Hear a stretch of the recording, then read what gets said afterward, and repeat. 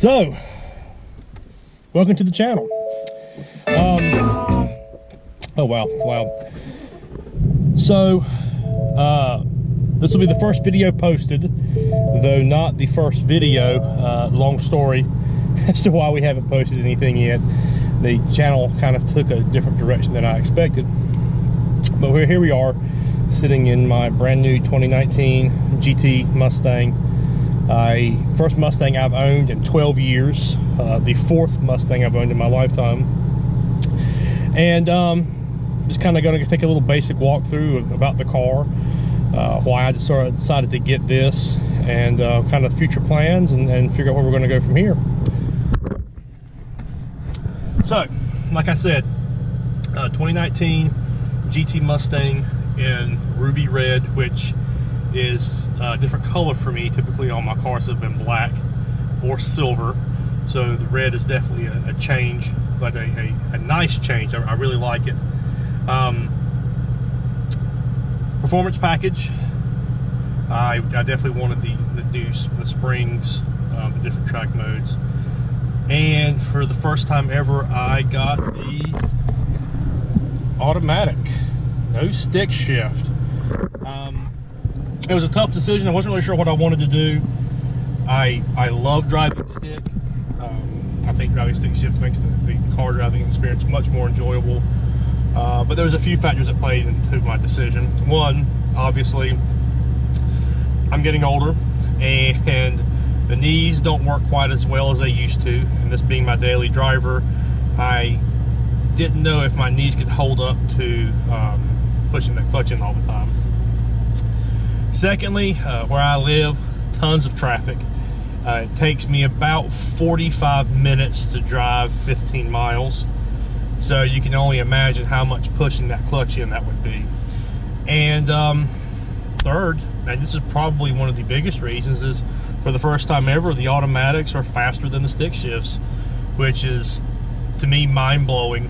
You know, my first Mustang I got when I was 19, and that was a 93 Cobra, number 2,300 to 4,993, 5-speed manual. And it was just the fastest thing that you could get at the time for a Mustang.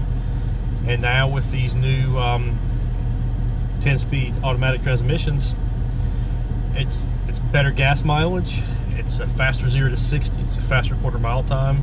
So finally the computers and whatever else are shifting faster than humans can. You know, it'll be interesting to see over the next few years if they even make stick shifts anymore. You know, with the Shelby GT500 going to completely automatic and no manual transmission, I think it's going to set a trend that we're probably not going to see a lot of them much longer as this continues. So, so I did get the 10-speed.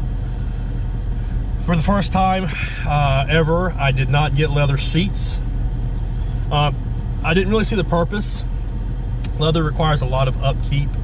It requires, you know, to condition it, you know, and then you're buying leather seats that are cooled in the summer because the leather's too hot, and then heated in the winter because the leather's too cold.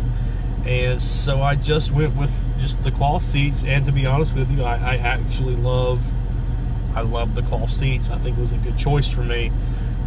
I do miss that leather smell, but overall, I think it was a good choice. And, you know, some other aspects of the car: black wheels, black rims, the 19s, the 275s in the back, the 255s in the front. This is the first time I've had a car that's had offset wheels for the rear and the front. That's going to be interesting.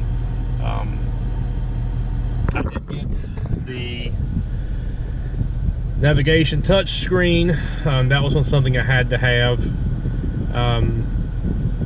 I just feel like it just adds a lot to the car. And so what are my plans? So not a lot right now. Don't have a lot of plans for this as far as doing a lot to the engine. I've only got 336 miles. I bought it with 43. I still haven't even gotten it broken in yet. But a few things that I want to do that I think are going to make the overall enjoyment of the car increase is, one, the resonator delete. That's got to be done.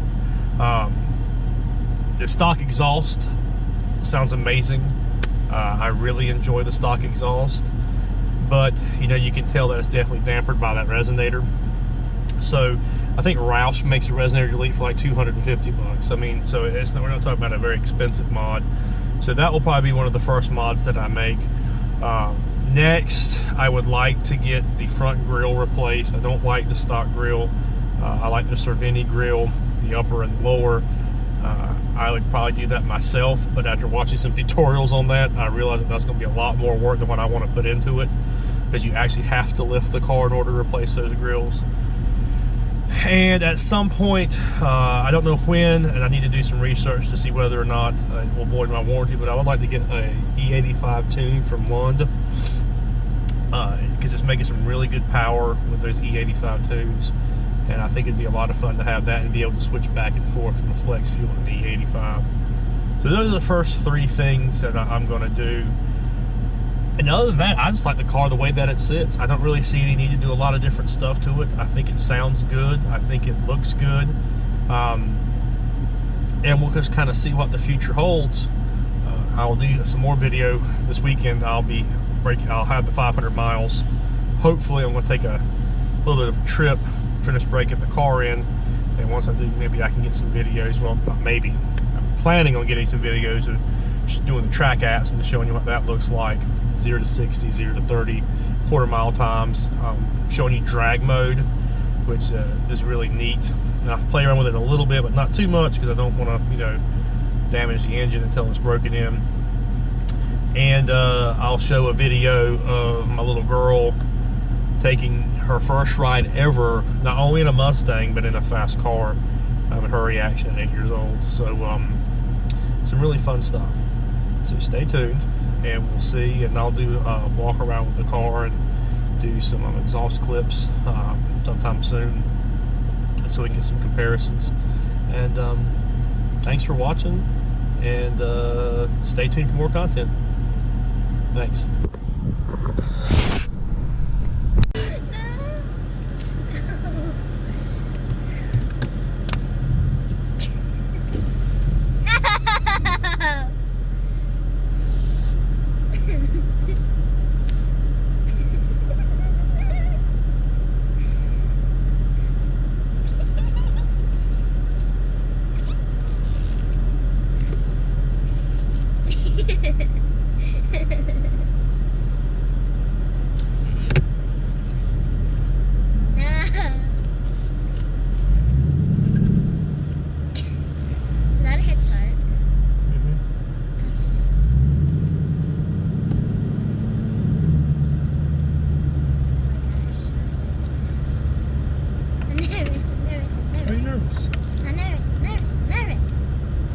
Why are you nervous? No. I can see that.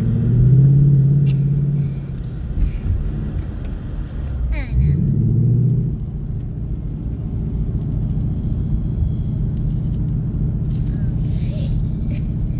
Great. Great. What's wrong, Buglet? I'm nervous. Why?